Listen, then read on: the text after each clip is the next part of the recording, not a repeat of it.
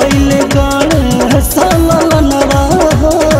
भवनवा में सोर भइले राजा जी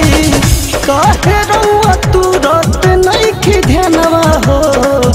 काहे रउआ तुरत नइखे ध्यानवा हो भवनवा में सोर भइले राजा जी काहे लइले बानी रउआ ध्यानवा हो भवनवा में सोर भइले राजा जी।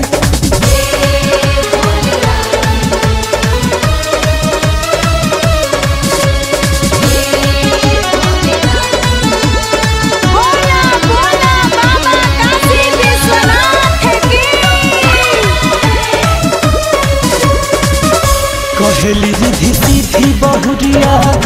पिसाई नहीं भांग धतुरिया कहे बात सुनत नहीं जली छोड़ी राउर दुआरिया कहेली रिधि सीधी बहुरिया पिसाई नहीं भांग धतुरिया कहे बात सुनत नहीं जली छोड़ी राउर दुआरिया गणेश के है कहनवा हो गणेश के है कहनवा हो गणेश के है कहनवा हो भवनवा में सोर भइले राजा जी तुम कैले गणेश ललनवा हो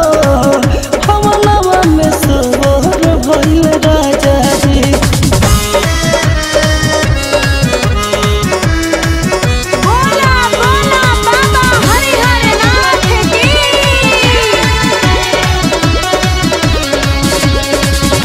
नारद मुनि काल्हू अइले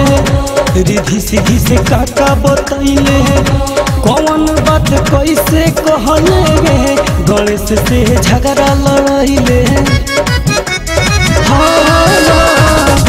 नारद मुनि काल्हू अइले रिधि सीधी से काका बतैले कौन बात कैसे कहले गणेश से झगड़ा लड़ैले धन के बहाने छोड़ी है घरवा हो धन के बहाने छोड़ी है घरवा हो धन के बहाने छोड़ी है घरवा हो भवनवा में सोर भइले राजा जी तुम कहले गणेश ललनवा हो भवनवा में सोर भइले राजा जी।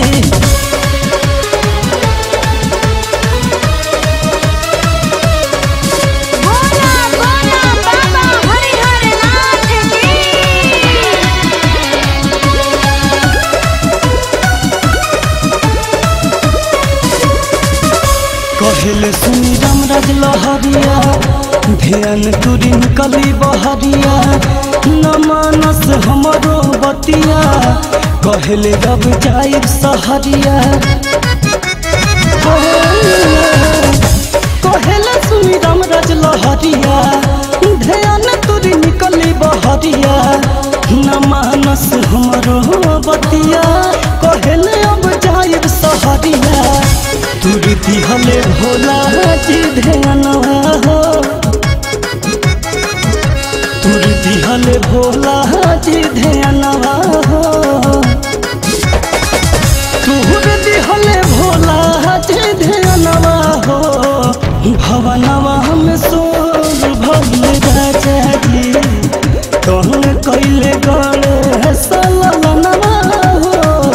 भवनवा में सोर भइले राजा जी काहे रउआ तुरत नइखे ध्यानवा हो काहे रउआ तुरत नइखे ध्यानवा हो